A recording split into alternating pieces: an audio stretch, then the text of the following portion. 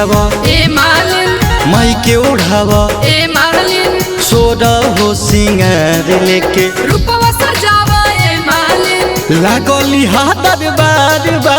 भीड़ भइल बरियार बा इनके तो चरनिया में बसल सारा संसार बा ई माई के महिमा पार बा देवी माई के महिमा पार बा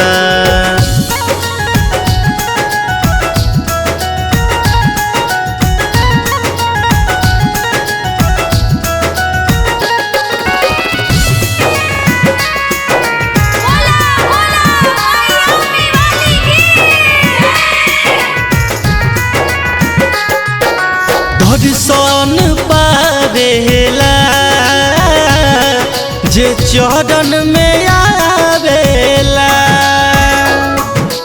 कमी ना होखे ओकरा जे मन से बोलावेला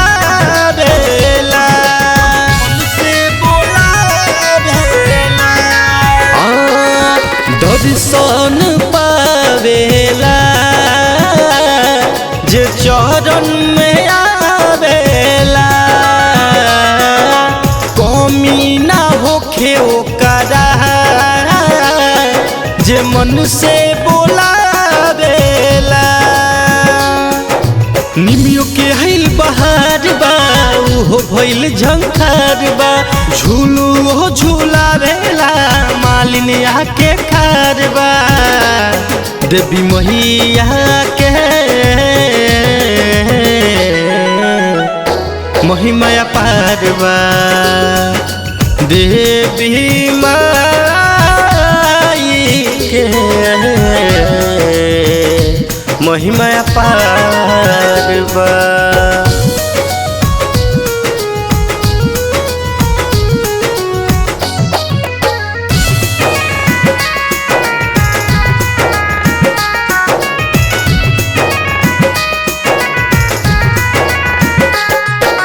नौ दिन रतिया जे करे पूजनवा हो रहे खुशहाल में ओकर मनवा हो